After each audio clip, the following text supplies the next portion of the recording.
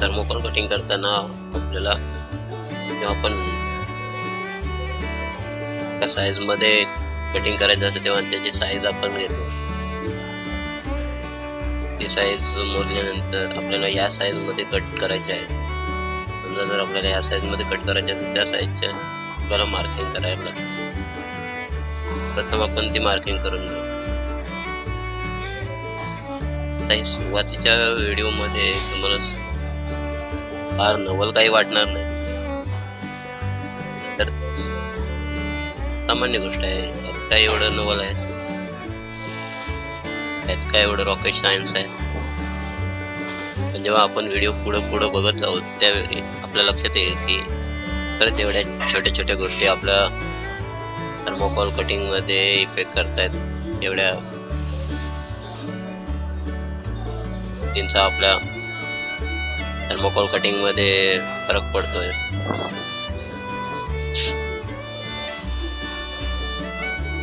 प्रथमतः मी बॉलला मार्किंग करतोय पेनाने, जे आपला प्रॉपर साईजने ज्या साईजच्या मला कट करायची त्या साईज मध्ये मी त्याचं मार्किंग करून घेत आहे.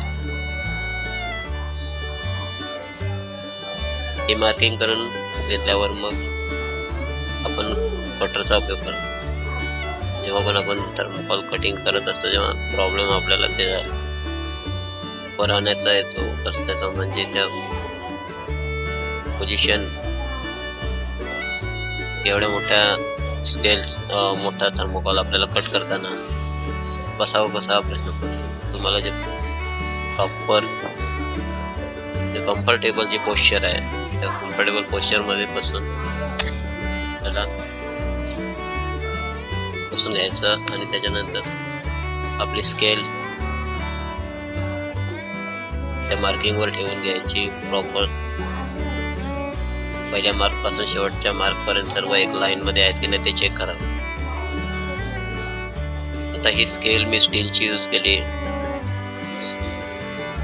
पूर्वी अशी स्टीलची स्केल मिळणं मुश्किल होतं, म्हणजे तर मी एवढ्या स्टीलच्या स्केल वगैरे काही यूज केलेलं नाही. आता माझ्याकडे आहे म्हणून यूज करतो. पण स्टीलची असावी असं काही नाही, ती फक्त सरळ असायला पाहिजे एवढं महत्त्वाचं. आणि त्याने आपल्या कटर डिस्टर्ब झाला नाही पाहिजे.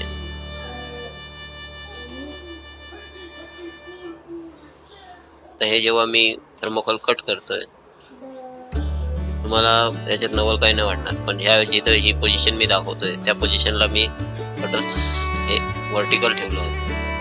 व्हर्टिकल ठेवल्यामुळं तिथं व्यवस्थित कट झालेला नाही, म्हणजे कटर उभा ठेवला होता. आणि जेव्हा कटर आपण आडवा ठेवतो त्यावेळी कटिंग व्यवस्थित कट झालेली आहे. आता पुढे व्हिडिओ मध्ये आपण पाहून घेऊच की किती फरक पडतोय आपल्या कटरच्या पोझिशनचा. नेहमी कटिंग करताना आपला कटर व्हर्टिकल म्हणजे स्ट्रेट राहील, की क्रॉस कट होणार नाही, यासाठी आपल्याला परत कटरच्या पाचचा अँगल 90 डिग्री मध्ये ठेवायचा आहे. त्यासाठी आपण आपली नजर त्या कटरच्या वरून अशी पडली पाहिजे कटरवर, तर नाहीतर आपण दुरून हात लांब ठेवून दुरून जर कट करत असेल तर आपल्याला कटरचा अँगलचा अंदाज येत नाही.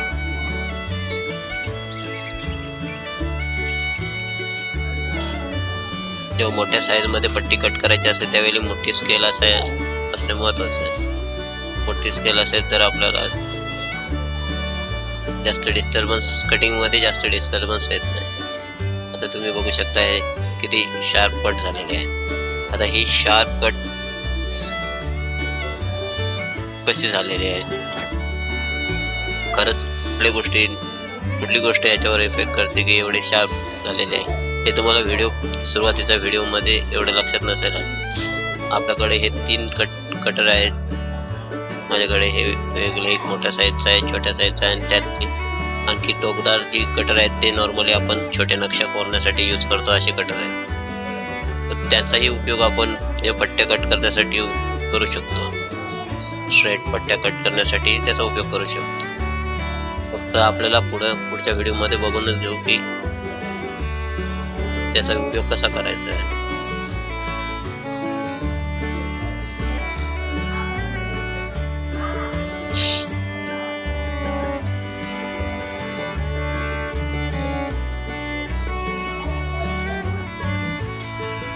आता इथे मी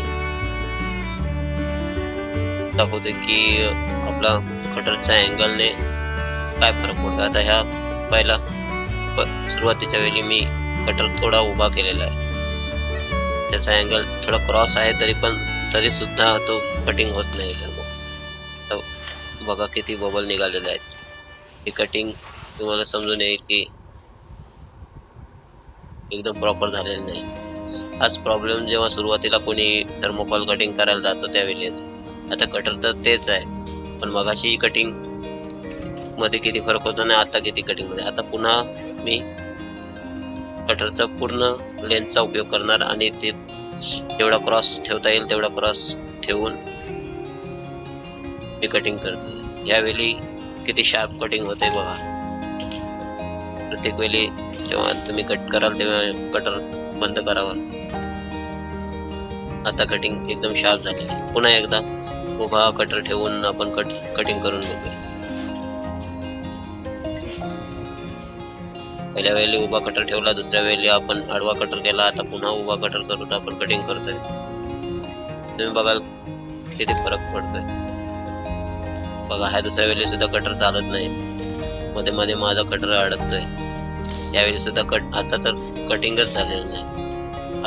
अर्ध्यावरच बघा मला हाताने तोडावं लागतं असं आहे. त्याचे बबल बाहेर निघतात, ती कटिंगच झालेलं नाही. पुन्हा एकदा आडवा कटर करून आपण बघूया. तर कटरचा ब्लेडचा जेवढा लेंथ आहे तेवढ्या लेंथचा उपयोग करून आपण त्याला जास्तीत जास्त आडवा ठेवून जेव्हा आपण फिरवणार त्यावेळी आपली कटिंग एकदम शार्प होते. हे तर झालं एक गोष्ट. आता दुसरं पाहूया. जेव्हा एखादी आपण कमी जाडीची पट्टी घेतो आणि त्या पट्टीतून सुद्धा आपल्याला अजून बारीक साईजचे पट्टे कट करायचे असतील त्यावेळी आपण ते कटिंग करताना आपल्याला काय प्रॉब्लेम येतो. तर मोठ्या साईज मध्ये कम साईज मध्ये कट करताना आपलं कटर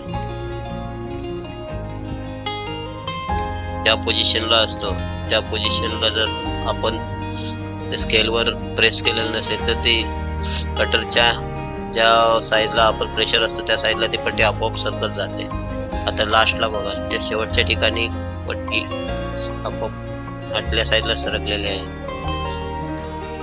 आणि मी पहिल्या वेळी कट करताना फक्त एकाच पोझिशनला हात ठेवला होता.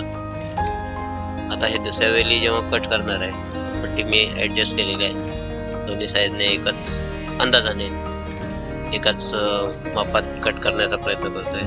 अंदाजाने पट्टी ठेवलेली आहे. पण यावेळी मी हाताची पोझिशन जिथे जिथे मी कट करतोय तिथे तिथे मी प्रेस करत जाणार. त्या स्केलला प्रेस करणार. ते मला कट करायचं आहे तिथे मी त्या स्केलवर प्रेस करतोय जेणेकरून खालची आपली थर्मोकॉलची पट्टी डिस्टर्ब होणार नाही. आणि यावेळी तुम्ही बघू शकता एकदम प्रॉपर साईजने सर्व बाजूने एका साईजने कटिंग झालेली. हे मी कुठलंही मार्किंग न करता केलेले आहे, एक आपल्याला व्हिडिओ दाखवण्यासाठी. पण कधी आपल्याला एका साईजमध्ये कट करायचं असेल त्यावेळी आधी मार्किंग करून घ्यायची आणि मगच स्केल त्या मार्किंगवर ऍडजस्ट करून आपण त्याचा उपयोग. आता या ठिकाणी आपण मगाशी दाखवल्याप्रमाणे छोट्या कटरचा उपयोग करूया. या छोट्या कटरने सुद्धा आपण प्रॉपर कटिंग करू शकतो. फक्त तेच पहिल्या व्हिडिओ मध्ये आपण बघितले इथे अँगलचा फरक पडतोय. हे मोठं कटर पहिल्या वेळी यूज करणार. चौदार कटर मध्ये पहिलं मोठं कटर घेतलंय, त्याला एकदम क्रॉस यूज केलंय. आता ही स्केल मी छोटी वापरल्यामुळे मला पुन्हा ती स्केल ऍडजस्ट करावी लागते, वर खाली. आता खाली घेताना पुन्हा ती ऍडजस्ट करायची आणि पुन्हा कटिंग करायचं. व्हिडिओ मध्ये व्यवस्थित झूम झालेलं नाही, पण कटिंग एकदम शार्प आहे. आपण छोट्या कटरने पण कट करून बघूया. कटरचा जेवढा लेंथ आहे त्या लेंथचा उपयोग करून आपल्याला जेवढा क्रॉस ठेवता येईल तेवढा क्रॉस ठेवून आपल्याला कटिंग करायची. जेवढा आपण क्रॉस ठेवणार तेवढा कटिंग शार्प.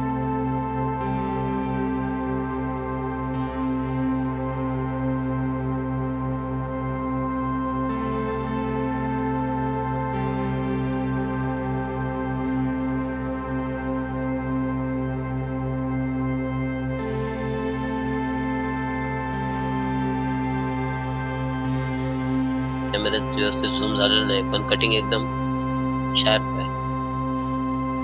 तर आणखीन एक गोष्ट म्हणजे आपण हाताचा प्रेशर हलका प्रेशरने जेव्हा आपण पुन्हा फिरवणार त्यावेळी आपल्या कटिंग मध्ये कुठलाही दोष येत नाही आणि आपली कटिंग एकदम प्रॉपर एक शार्प कटिंग होते. म्हणजे आपला कटिंगचा काही प्रॉब्लेम राहतच नाही. फक्त आपल्याला 2-3 वेळ ते ब्लेड हलक्या हाताने फिरवावं लागतं. तर या तिन्ही पट्ट्यांचं कटिंग बघा झूम व्यवस्थित झालं तर